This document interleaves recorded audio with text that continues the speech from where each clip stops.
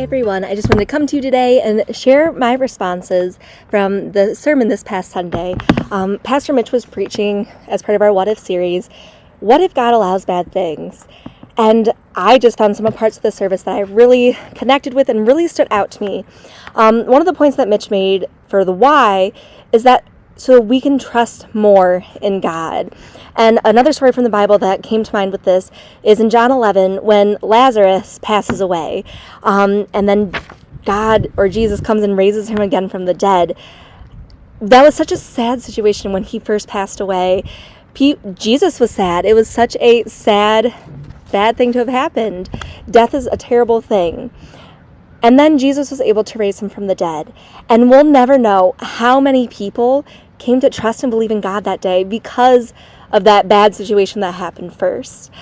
Another thing that Mitch said during his sermon was, God doesn't endorse sin, but he can redeem it. And that really just stuck with me because there are countless examples of sinful people in the Bible, or even our lives, sinful things that happen and the good that can come from it. One of the things that stuck out to me, I was looking at Acts 9, looking at Saul when he meets God along the road and is blinded. And you think about Saul, he was out there persecuting Christians and doing so many terrible things and being so sinful. And God took him, redeemed him, and used him to become one of his greatest disciples of going out and telling people about the good news of God.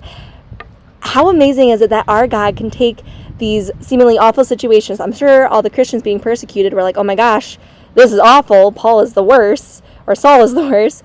And then God was able to turn it all around and use it for his glory. We serve an amazing God, and I think this sermon just spoke that to me even more. We ended the sermon singing Trust in You by Lauren Daigle, and I absolutely love that song because it speaks to my soul, because there's been so many times where, God, you're not moving the mountains, I need you to move right now, and why aren't you doing things in my timing? But by allowing bad things to happen and allowing or having us sit there in the stillness and the silence waiting for him, that teaches us to trust God, to trust in his timing and wait on him. I love the last verse of Habakkuk. I don't know if I said that properly. I'll talk with Mitch about that later.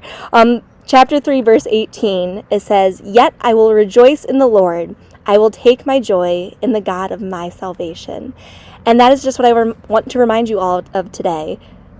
Of where do we get our joy from? It doesn't come from the situations we're in, the people around us, anything like that. It comes from the Lord. And I hope you will remember that today and be strengthened by that. Have a good rest of your day.